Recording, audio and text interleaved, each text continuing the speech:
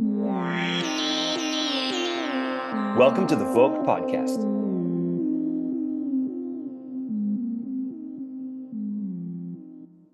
Hello, everyone, and welcome to a brand new episode of the VOC Podcast, in which I'll be interviewing professional voiceover actor Shawn Baichoo, whom you guys might know best for voicing the Wrench from the Watch Dogs 2, for his roles in Outlast, and for many of his other great performances. Thank you so much for coming on, Shawn. Shawn, how are you doing Thanks. today? Because actually, somewhere I read that you also were credited as Shawn, Sean. I don't know where that was, but I saw it on IMDb, so that's probably what messed me up. Yeah, people get that wrong sometimes. It's Shawn, but Sean is a very Sean is a very common way of spelling it as well. So it's all good. But thanks for having me on, Ronald. It's nice to be here. It's my pleasure. And my first question actually would be, so can you tell us about your journey into the world of acting and voice acting? You know, how did you get started and what attracted you into the field?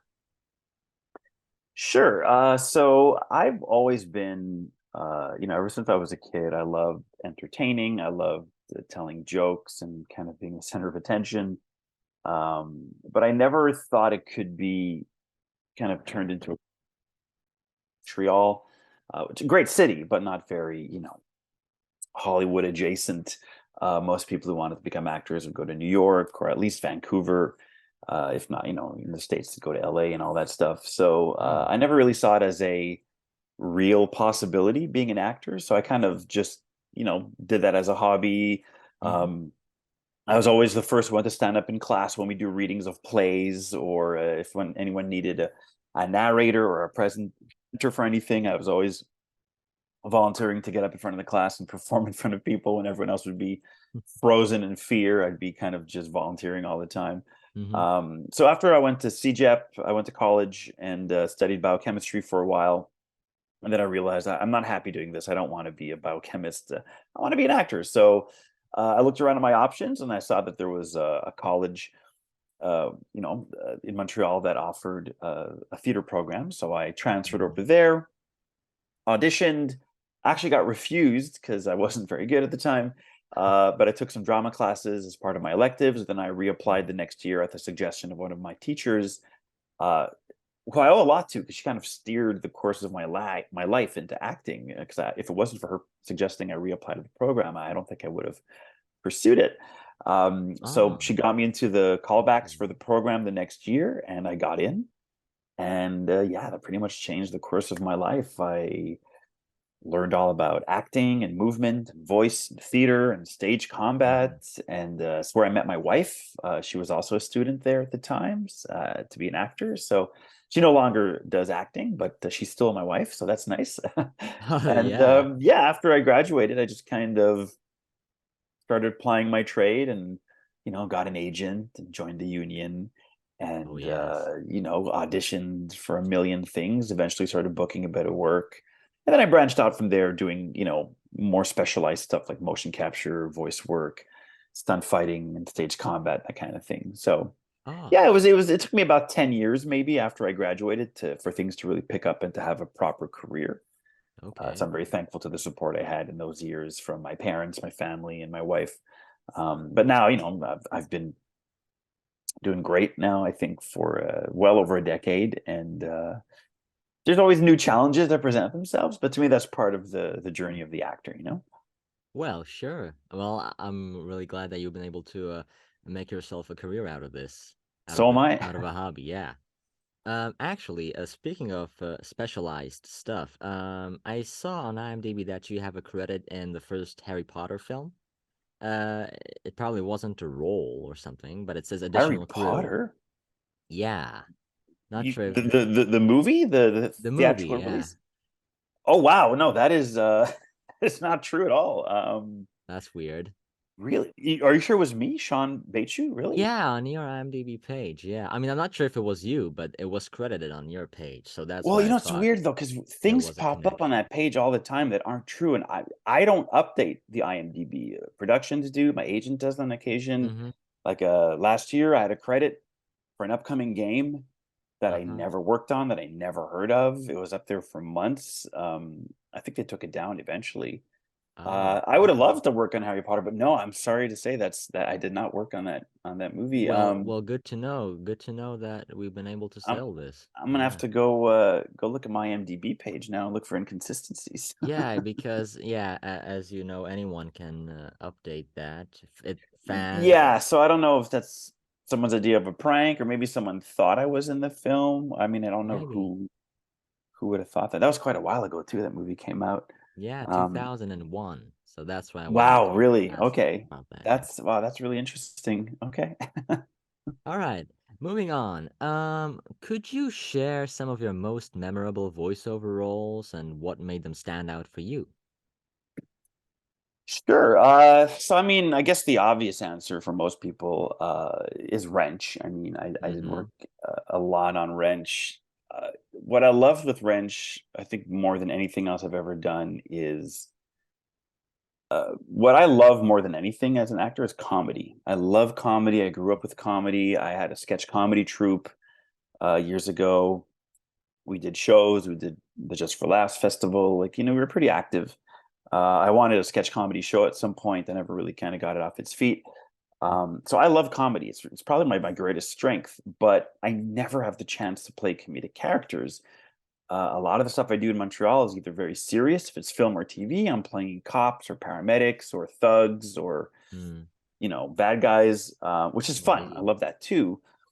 Um, but if it's video games too, a lot of them tend to be very action centered, so they're not usually very funny.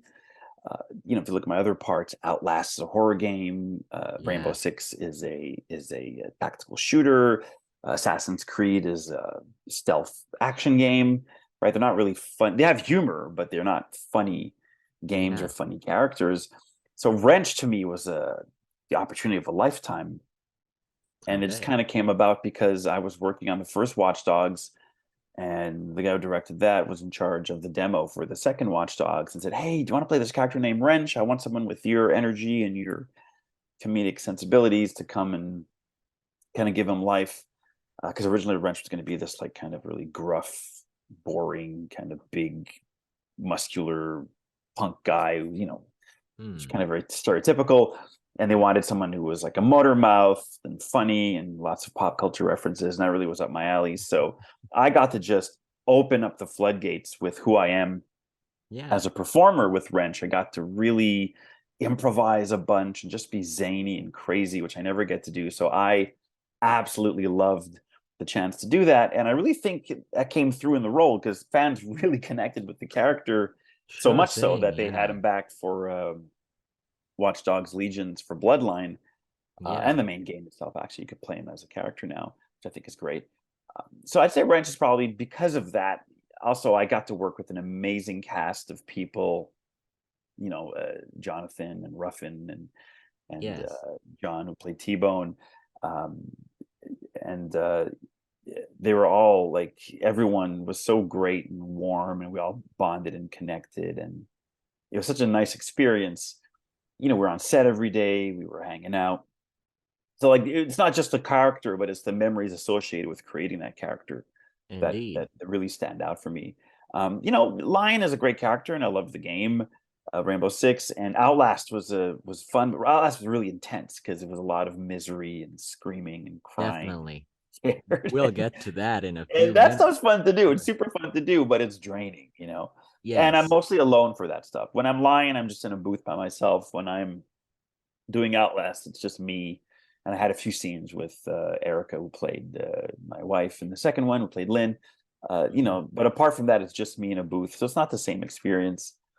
And I also really enjoyed the characters I played on Assassin's Creed. Machiavelli was one of my first mocap roles, so that has a special place in my heart. And Duccio was a really fun character to play because he's kind of this big loser, so I really got to have fun playing a character like that. I like challenges and changing myself when I act, so that was nice. But I also Oh. had like a really nice time on Far Cry 6 when I played Matthias. I was with another great team working with Ubisoft Toronto, and I hadn't worked with them before. Oh yeah. But yeah, if I had to pick one winner, it would be Wrench. And I'm kind of waiting still for the next big part to kind of come along and top that experience, So Yeah. yeah, I'd have to go with Wrench. Hopefully that'll come soon. Yeah. That'd be nice. Yeah, that'd be great. Yeah, for sure. Speaking of French, have you also done motion capture for him? Yes, I did a lot of motion capture for a bunch of games for Ubisoft, but when I did Wrench, it was actually performance capture. So the difference, for people who don't know, between motion capture and performance capture is motion capture is when you just wear the mocap suit, just the body. Performance capture is when you wear the mocap suit plus the helmet, the face cam, and the mic. So it captures your facial expressions, your vocal performance, and your movements. So Wrench was performance captured, even though Wrench was a bit of an exception because he has a mask. So they don't actually capture my facial data because he had a mask, but they'd use my expressions to determine his mood and translate that into emojis into his eye mask. For sure. Yeah, so I did mocap and performance capture rather for all of Wrench in Watch Dogs 2 and in Watch Dogs Legion in Bloodline as well. Oh yeah, yeah. I think that was like a downloadable content. Bloodline was DLC, yeah. Yes. Okay. All right, moving on. Do you have any specific techniques or strategies you use to prepare for a voiceover role? Or if you do any research or how you're gonna develop the character that you're about to voice? I mean, sure, it depends on the character and the size of the part. Not that I mean that smaller sizes don't require, as much work, but I mean, I guess the depth of the character would be a big factor. How much do we need to know about his background and who he is and all that? Yeah. I will admit I'm a very instinctual actor. When I read a part, I tend to either connect with it or not right away. And a lot of my decisions are kind of made for me in the moment. But what was nice about Watch Dogs is I actually worked quite closely with the director on Watch Dogs 2.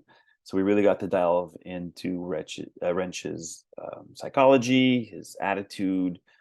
The director really helped me fine tune his performance, especially the scene like when he loses his mask. It's a very intense, very personal scene. He really helped shape something really beautiful there, I thought. So a lot of the work is done on the day.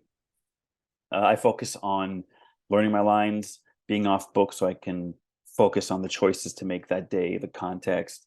And the thing with voice, with mocap, I mean, and voice too, to an extent, is unlike film is much more descriptive. You have your script. When you show up on set, you know where you are, you know what you're doing, you can see it. In a booth, it's just your voice. It's just a script and a monitor and a technician and a director. And mocap too. Mocap, or performance capture, you're just in a giant empty space with infrared cameras everywhere, and they're telling you, okay, there's a fireplace here, and there's a monster over there, there's a lake over here. So you have to do a lot of your creative work with what you have on the day. But in terms of character, I mean, if it's something technical, I'll always look it up, do the research. If there's lingo, anything I don't understand in the script. So with Wrench, I have to look up a few things because I'm not a hacker. I'm not as computer savvy as he is. So, what's a 0-day patch or what's, stuff like that. I mean, I'm a pretty big nerd to begin with. So, I mean, a lot of that was already known to me. But the stuff I didn't know, and that's what I love about acting too, is I get to learn new things. I get to explore new venues. Something I actually did for Wrench, which was awesome, is there's a scene in Watch Dogs 2 where I forget what's happening, but Wrench and Josh are in the background and they're practicing picking locks. They have little locks and they're using a lockpick set to open them. Yes. And I think that was in the script. So to their credit, Ubisoft got someone to come down who knew how to pick locks and taught me and John, who plays Josh, to pick locks. And then John and I practiced and practiced. We had competitions to see who was better, and we both got pretty good at it. And then we had this whole thing happening during the scene. If you look at us in the background, we're not just sitting there. I try and I get frustrated, and he tries, and then I think we had this whole narrative just kind of quietly playing in the background when we were working on that. So that's a good example of going into depth with the character. It might be a tiny, tiny little scene, but it adds to the richness of it. And I came out of that session knowing how to pick locks. I mean, I haven't been keeping up. I own a lockpick kit now, and good to know. I Good to actually know. picked a few locks here in my old home, actually, a few Oh, times. And then one time my lock pick broke off in the lock, and that was terrible. So I couldn't unlock the door after that, or I couldn't lock it rather. Um, but so yeah, that skill, so I if there's relevant guess, skills and stuff, I like to try kind yeah, of look into proved them to to be see if useful. they can, yeah, but also to round out the character, just how Of people course. move, how they talk, will be affected by who they are and what they've learned. So whenever something, and I'm not on the other end of the spectrum where I'm like a method actor, which Mm-hmm. is I'm going to immerse myself and be the character 24/7. Like, look, if that Yeah. works for certain actors, I say, go for it. But to me, acting is a skill, it's a technique. You can turn it off and on, because method acting is all good and well, but you don't, when when Heath Ledger played the Joker, did he go to the bathroom as the Joker? Did he go order, a burger from the catering Yeah. as the Joker? Actors, I think, say that sometimes to get credit or to Yeah. add mystery to what we do. And That's I possible. respect the art of acting, but to me, it's a job. It's a By all vocation, means, yes. like anything else. You know what I mean? So you put in the time that you think you need to put in to get the results you want. Yes, by all means. Actually, are there any like voice actors or performers who have inspired or influenced your work, perhaps? Yeah, I'd say definitely so. Growing up, I had a lot of comedic influences. Like I said, comedy is really my bag.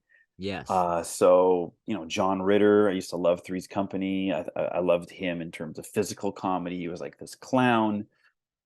Jim Carrey was a massive, Oh, massive, massive yeah, influence on me. I loved Ace he's Ventura. great. And I have to admit, if you listen to my performance as Wrench, you can tell it is inspired in part by Jim Carrey. The whole Ace Ventura way of talking, that whole kind of energetic thing he does, that thing. Yeah, There's a lot of that in Wrench. Because I used to yes. imitate Jim Carrey. I used to do Ace Ventura impressions when I was in school. I was known as the funny physical guy, so I got to bring elements of that into Wrench, which was awesome. So Jim Carrey was another big influence on me. Chevy Chase, I love his movies and I love his comedic sensibilities. I'm also a really big fan of Arnold Schwarzenegger. I Oh, love his movies. yeah, he's I cool. think he's such an entertaining guy. He's in some of my favorite films. I love action. So Yeah, actors like that. And I'm also a big fan of the more character actors, like Gary yes. Oldman Gary Oldman, or yeah. Sir Ian McKellen, for example. Like I find those guys just fascinating to watch because they have such a command of their craft. I don't Yes. like Arnold because he's a great thespian. I like him because he does fun movies. I think he's a decent actor in some of Yeah, them. his acting is pretty When he's well outstanding. cast, just like Keanu Reeves is well cast in some movies, and other movies Yeah, he's terribly cast. People have to find their niche. indeed. But yeah, I really think most artists, you don't copy people, but you inspire yourself from the people who came before you to influence your art. I mean, musicians do it, visual artists do it, dancers do it, everyone does it. So Yeah. yeah, I'd say a lot of comedic people for sure, and some action heroes as well, and then some more standard actory people, and like guys too, like say Andy Serkis. I have a huge amount of respect for because he really brought motion capture and all that into the forefront. Or guys like oh hello, my dog's here. Or guys like Phil Lamar, who does a lot of animated stuff. For example, he's I find really amazing to watch, to listen to, and I Oh, watch a lot of yeah, animated stuff too. So voice for actors sure. who or guys like Nolan North and stuff like that. Those guys are terrific, and I find very inspiring. And I kind of strive to have a career along those lines whenever I can. Mm-hmm. Yeah, I mean, I can definitely see that. Actually, speaking of voiceover, and since you've voiced Wrench in that DLC, so how do you deal with, having to come back and record more dialogue for like sequels? Like, is it hard for you to get back into a specific character or? Oh God, no, not at all. Um, I mean, I can't speak for other actors, but for me personally, when I play a character, even if it's a non-verbal actor, like I've done a lot of motion capture work for Ubisoft projects, playing NPCs and stuff, and I can work on a character like his fight stance. He stands like this, and I'll do that, and then 9 months will go by and I'll come back for a second session and I'll instantly remember how I stood and how I moved and who the character was. Like I've got a really good physical memory for these things. So Oh, wow. Wrench, who was such a big character for me, he's in my blood. I could pull him out anytime. I When I got the script, I was really excited because I was saying new things and doing new things as a character I knew well, which is always a bit of a weird feeling because you're not sure if the writers are going to capture the character the second time because it wasn't the same writing team. So I was afraid that they Mm. might, turn him into something he's not, or write stuff that I didn't think was very funny. And they did a terrific job. They did a really great job for the DLC for Bloodline. I really enjoyed what I read. And, there were a few lines here and there where I'm like, oh, I could make this funnier, or I could change this, or I could say it in a more wrench way. And that was Mm-hmm. nice too, is they really opened it up to improv. So it was very clear to Oh, me that's cool. Yeah. on both projects that if I wanted to add or subtract anything or come in with my own ideas, they were really welcoming of that. So I took full advantage of that and inserted all sorts of my own pop culture preferences and things I enjoyed and my sensibilities and all the voices I like to do. I like to do impressions. So, if I could slip in an Arnold Schwarzenegger in there, like, if you play Mm-hmm. the game, Renz talks like this a few times, when he's talking Yeah, about like cool stuff because he's doing Arnie because I love Arnie, right? of course. So it was really nice to kind of pick the character up. I really felt right where I left him. But he had evolved, which is nice too. He was older. He had gone through some things. They revealed very quickly something about his sexuality, which the fans loved. That he had been married to a man, and now he was divorced. And Mm-hmm. that's the fans kind of influencing the product a bit because he wasn't written that way originally. But I never played him as this very straight, very hetero guy. Like I just played him again along my sensibilities.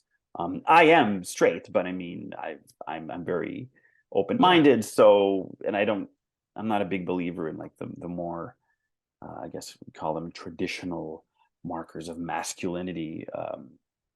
I think men should be open and vulnerable and funny and honest. And, it's not all about just kicking ass and drinking beer and By all playing means. sports and all that stuff. Nothing wrong with those things, but Yeah. I like masculinity to be a bit more broadly defined in my world. So I brought that to Yes. Wrench, and people kind of took that and ran with it in their fan fiction and in their interpretations. And I think the writers listened to that and brought that into the new game, into the new content, and made a Yes. lot of They did the right fans thing. really happy. And I was super happy to see that. I was thrilled, and I thought it was handled in a Yes. really, really good way. Oh, I'm indeed. They all about handled it very diversity and nicely. representation. I think that's important, but I think sometimes in an effort to get that to the forefront, people kind of they don't implement it well. You know what I mean? And I want to be careful what I say because I'm not gay or trans or bi, so I don't have that lived experience. But Of course. there's a good, there's better and worse ways of doing it. And I thought they really handled it well in the game. A lot of people responded really positively to it. So I was super happy to be back as Wrench, and I would love to play him again should the opportunity ever present itself. Yes. I mean, it's important for these writers and, to keep it real and do it the right way to make sure not to offend anyone or anything like that. Yeah. Yeah. I mean, you got to be careful nowadays. It's easy to Yeah. offend, but I think if you write something, from a genuine standpoint that's really meant to tell a story or to embody a character, you can't really go wrong with that approach. I think if you bring in these elements and your desire is to teach instead or inform, or you make it a bit too overt, then I think some people have a problem with that and they tend to shy away from it. So Mm-hmm. it's a little more than an aside in the story. He's like, oh, my ex-husband, blah blah blah, and anyone who's paying attention is like, oh shit, okay, Red's supposed to be bi, okay, it's there, as opposed to it being part of the storyline, or there's a mission based on it, or there's an obstacle or a problem presented to Wrench because he's bi. That I Mm-hmm. find, that can be well done, but it doesn't always have to be presented that way, I think, to be effective. Yeah, that's completely true. Well, uh, going forward with the questions over here, we have a category called Outlast, which I don't think I Yes. need to remind you of. Not at all. So in the first game, back in 2012, maybe I think you portrayed, the protagonist and a few other characters. But you've only recorded like effort sounds for the protagonist, right? Yes. He Yeah. wasn't like talking back then, Correct. that guy. So what Yeah. was it like, embodying this character? So that was very challenging. The character is Miles Upshur. That's his name, Yes. and he doesn't talk in the first Outlast.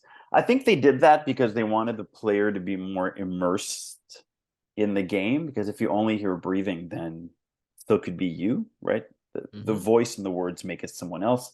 So they kept it very kind of generic that way.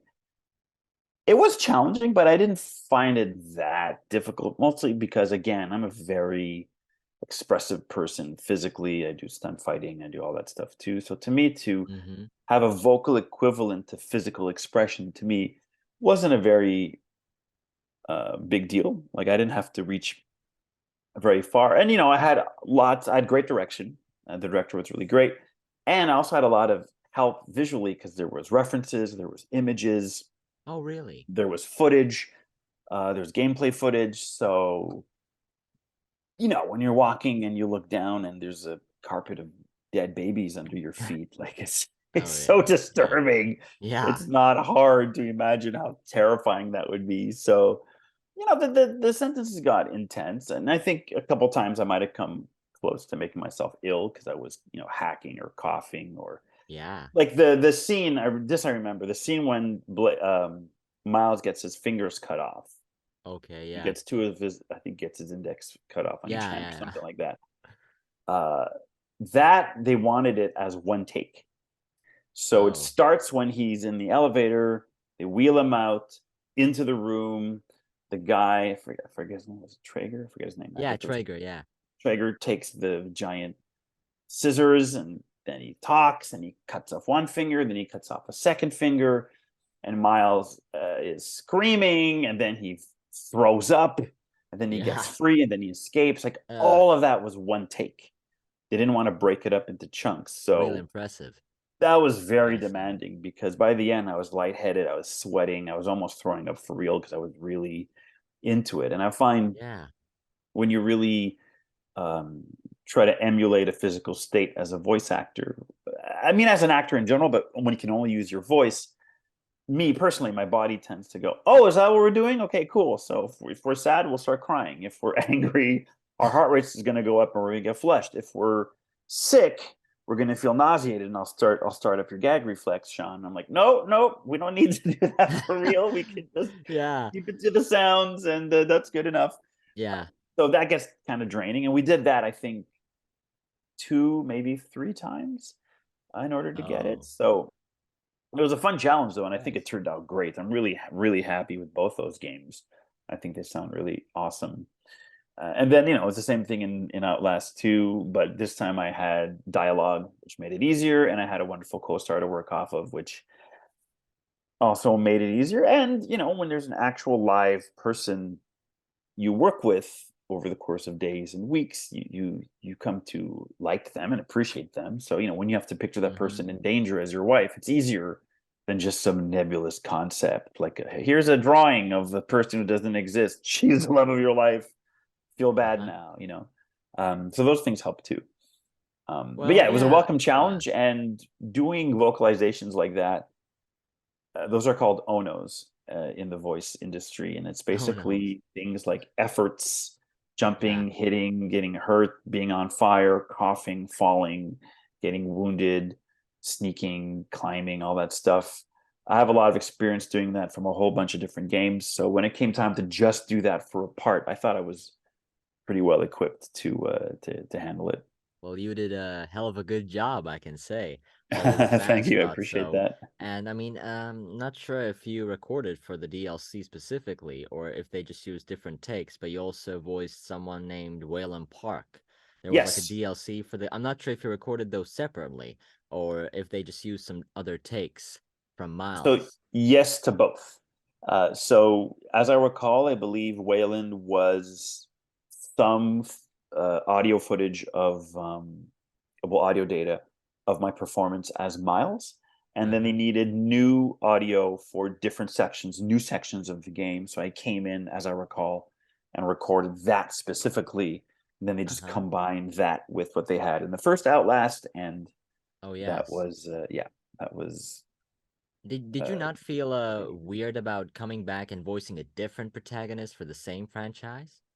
I did actually, and that's a great question. When I funny you should ask that, because when I auditioned for Outlast 2, I remember I went into the booth, and Erica, who plays Lynn, was in the booth. And I remember thinking, oh, okay, she's here for every audition, and they're having different guys come in to read, meaning she must be the lead. And I remember thinking, oh, cool, it's a woman as the lead in the next game. That's awesome. Why not change it up? So I'm probably her husband or her friend or something who's going to like die horribly in the game. And they're just having me read with her to see if we have chemistry. And I figured, oh, maybe if they hire me, it'll be as a cameo, right? Like often when you have someone who works on a franchise and they bring them back later in the franchise to do a little cameo, like in Ghostbusters or whatever. So I went in, I read, and it went well. And then I went home, and then a few weeks later, I got my agent got in touch saying, "Hey, you got booked on this Outlast game." And I remember thinking, I'm like, "Oh, okay, I probably caught I'm probably the pilot, or maybe." A soldier or something, just a little nod, because you don't hear me talk in the first game. So you could have me talk as a minor character, and that'll be a cute little nod, a little Easter egg for the fans. Yeah. So I show up at the booth, and the director was the same as the first Outlast. It's this awesome guy named Simon Peacock. And he's like, all right, Shawn, we're going to start. So go in the booth and we'll get started. And as I go in, I'm like, oh, I just one quick question, Simon. I'm like, who am I playing? Like, I don't know who I'm booked as. And he looked at me. He's like, you're the lead. You're the main character. That's what I found out. That's a nice way to find out. As I walk into the booth, they're like, you're the lead character in this game. And my first thought was like, what? They're hiring me twice to play two different leads? That's amazing. So I was incredibly flattered by that, because it's a hell of a testament to, I guess how much they like the work I did and how nice it was to work with me, or how good it was. So that was awesome. And I also wasn't expecting them, which they didn't, but I wasn't expecting they'd hire me for a third, for the third game in the same capacity. Because I'm like, guys, I'm good, but let's have different voices, please. I mean, I would have said yes had they asked, but I think I understand why they went in that direction. So that was a really nice surprise on the day. I was surprised too, but I think it turned out well enough. And because the first one's just breathing, I understand their logic. I don't think anyone really recognizes me just from that in both games. No one thinks I'm the same character, so I think it works. They would. Well, they would, but they don't equate it as the same character, right? Because Blake so you don't think, oh, is this Miles that's in the next adventure? Like, no, I think Miles dies or goes crazy at the end of the first Outlast. Yes, I do believe he becomes like the actual monster at the end. Yeah, exactly. Yeah. So that was something. I'm glad you mentioned the third game, Outlast Trials is the name. It recently released in early access, I believe, and it was crazy to me when I played it through, and at the end I saw your name in the credits. So I wanted to ask if you did record anything for it, if you haven't. I did. So I did work on that game. However, I didn't record any audio for it. So I came in for a few days and worked on some mocap. I played some of the patients, some of the inmates, or patients or victims, or what do you want to call them. I forget the name of the character I played, but it might have been even the guy with the gas, maybe. I'm not sure. Like, I had some really misshapen dude that walked around. So I played him. I played a couple other monsters. And then I played a bunch of NPCs in some of, I think, the cutscenes or some of the in-game scenes. So like scientists and stuff moving around. So I did mostly some motion capture for the game, but no voice work. That's pretty cool to know. Yeah, it was nice to work on it. Do you think it could be possible that they reused your older placeholder voice lines, or more effort sounds from the previous games? I don't think so.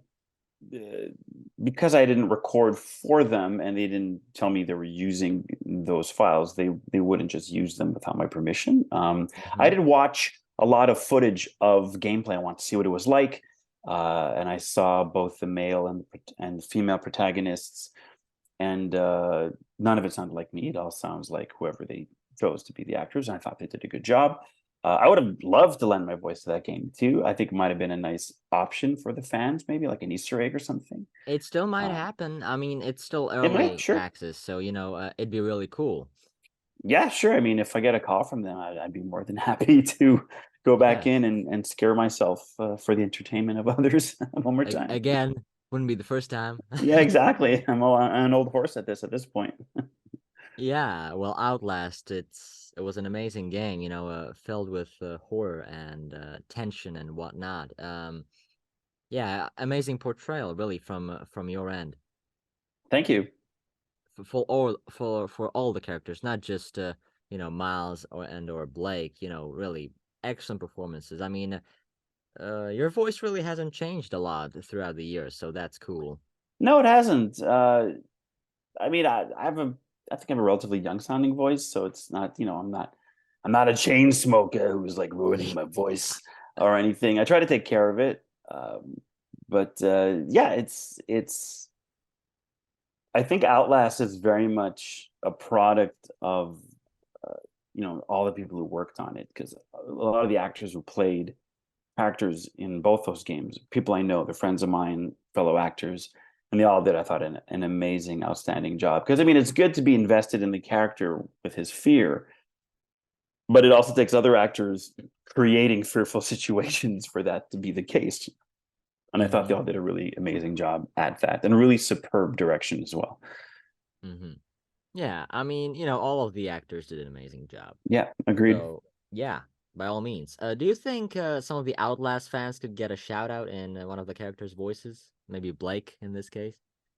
Sure. I mean, Blake does sound a lot like me, but what's up, everyone? It's Blake. I hope I hope you're all keeping safe and hiding Yeah. from all the people trying to kill you and sacrifice you. So stay safe, and when in doubt, listen to the VOC podcast. Yeah, thanks. Thanks a bunch. Yeah.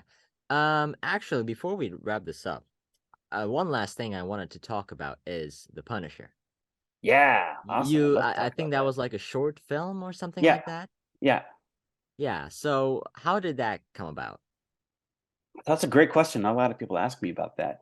So many years ago, in the heyday of YouTube, when YouTube was just kind of starting off and was kind of becoming more and more popular, there was I forget who made it, but I came across a video which was a fan film, one of the first fan films I'd ever seen. Because before YouTube, you couldn't really see people's fan film unless you went to someone's house and they're like, "Oh, I made this fan film of Batman in my garage." Oh yeah. So there was this fan film which was this really good, like high quality fan film of Batman. This amazing Mm-hmm. actor looked really good as the part, probably the best live action looking Batman I've ever seen. And he's in an alleyway and he fights the Joker, and then the Predator shows up and he fights the Oh Predator. my And God. then I think an alien shows up or something else, I forget who or what. What a Someone else shows up and combination. there's this big fight and it just gets kind of more and more ridiculous, but it's still Batman being awesome. And I remember seeing that. I'm like, that's such a great friggin' idea. Like, to take the things you love and to shoot them with whatever means you have and just make a story. And then later I saw another fan film, which is a fan preview for a concept called World's Finest, which is a comic book which teams up Batman and Superman.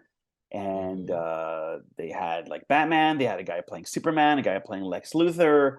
And it looked like this amazing movie, again, with, limited budget, but they did some really great effects with it.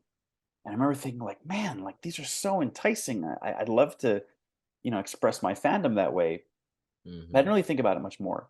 And then there was, oh, I forget their name now. They were pretty popular some years ago. It's this Asian guy with glasses, Rocket Jump, I think it's their channel, and they do all sorts of gun uh, videos, and they use CG for muzzle flash and like bullet hits, like bullet Mm-hmm. impacts. and they do stuff in like back alleys and in people's homes, and the production values again are pretty good, and they do some really cool like slow-mo and speed ramping stuff. And they did this little video where this guy's just in his backyard and he like pauses time. I think it was a nod to a video game maybe, and he keeps pausing time and getting out and reloading and shooting. I remember thinking like, man, you could do so much with guns, fake guns now with today's Yeah. technology than you could, 10 years Yes. before then. So all of that aside, I had been meeting with my friends, my stage combat, my stunt fighting friends up in a park on Mount Royal, which is this like really nice park in the middle of Montreal. And we'd go there every Sunday, Mhm. and we would just do fight choreography. We'd fight, we'd invent fights and whatever. And me and my friend Amber did this fight one-on-one, which is this really cool fight between a man and a woman, just for the hell of it. And eventually, a friend of mine who was also a writer, he and I came across the idea of like, we should do a Punisher film. Wouldn't that be fun? Like, we have the means, we can get guns, we can get a location, we can do choreography.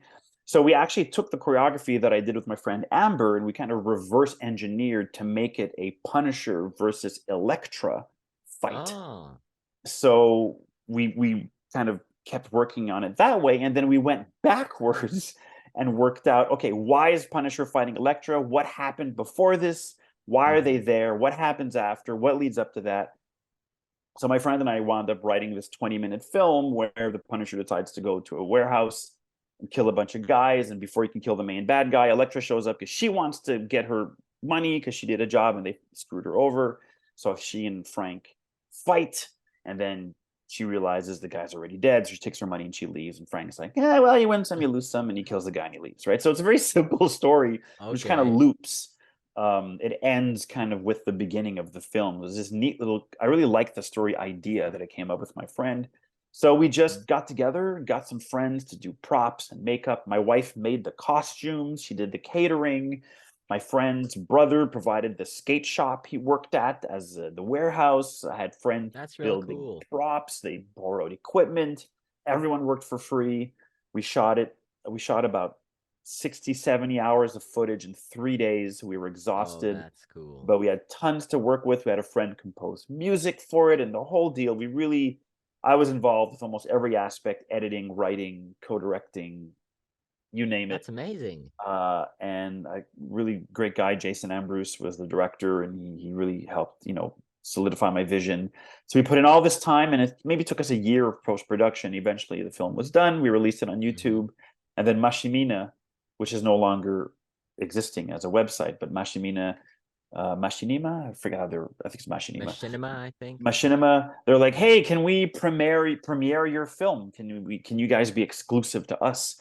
And we said, sure. But then a little voice in my head was saying, let's also keep our film on our channel because nothing lasts forever. And I was completely right, because a few years later, Machinima went down and all our views for the Punisher on there disappeared because the film disappeared. But on our channel, Yeah. which is I have like 3 videos on there. I don't post regularly on YouTube, but we have over 1 million views now, like 1.1 million. Oh, that's And it was amazing. pretty well Congratulations. received. I think the like to dislike ratio is in the high 80s. I got some pushback from some fanboys who were like, Punisher's not bald. To which I say, I never realized Frank's hairstyle helped him fight crime. So who gives a shit, right? But people like to complain because they like to complain, and I don't care. We got really a lot of support. I'm crazy proud of that film. I got to live up his fantasy. I don't get to do a lot of action stuff here in Montreal, so it was my chance of doing an action film and playing a character I love. And the whole reason I did it was because I wasn't a fan of any of the Punisher movies that came out. I thought they always got the character wrong.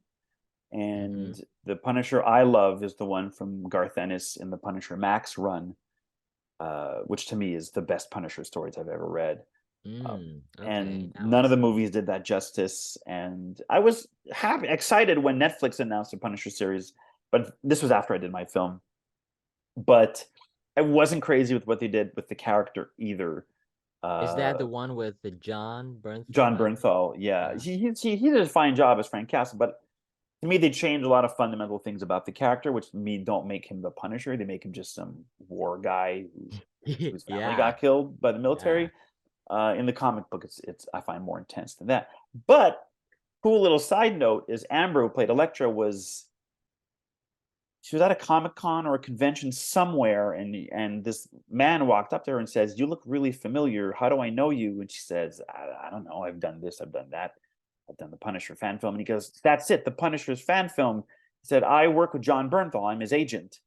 And we watched your film because John was doing research for the Punisher. So we watched a bunch of stuff on YouTube. And I guess he came across our film.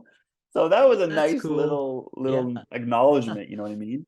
And Jerry Conway, who came up with the character, who invented the Punisher, he got in touch with us at one point and said, "Hey, good job on the film. I really liked it." So to me, that's cool. That's mission accomplished. I can't get higher praise than that. I'm just glad Jerry Conway wasn't like, "Punisher's not bald." Well, sometimes bald is just badass. A lot of people think that, actually. Well, he's military. Why wouldn't he have a shaved head? You know what I mean? Yeah, that's right. I mean, completely true. What does it matter? Yeah, it doesn't even matter anyway, No, it doesn't. It doesn't. But people like to complain because they like Yeah, to sure. And the people complaining are the ones who've never made their own movies before and who don't know what's involved. They just like to complain because they know they're never going to make anything worthwhile in their lives. So they just shit on people who go out there and take that risk and put themselves out there. And That's I have no completely regrets. true. Yeah, I have no regrets. I'm really proud of what we did. So this project is almost like, friends coming together and doing something cool. Yeah, it was exactly that. We all did it for the love of filmmaking, and a lot of the people who worked on the film had the same sentiment, which was, look, we'll never have a chance to work on this kind of a film professionally. So yeah, Shawn's offering the chance here, and it's good people. We had a really nice time. We were about 30 of us, a crew of about 30. Everyone went way above and beyond what was asked of them, and I couldn't be prouder of the result. I think it really shows in the film. Yeah, I mean, where can we watch this film? It's on YouTube? Yeah, just go to YouTube, put The Punisher No Mercy fan film, and it should pop up. That should be fairly easy to find.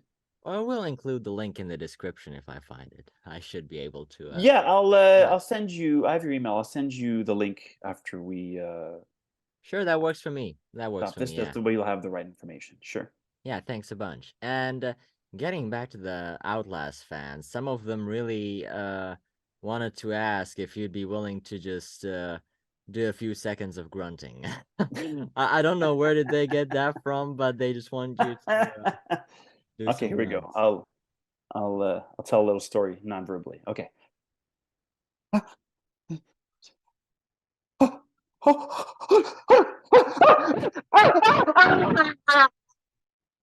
There we go. Crazy. You have to guess what happened there. Yeah. Yeah.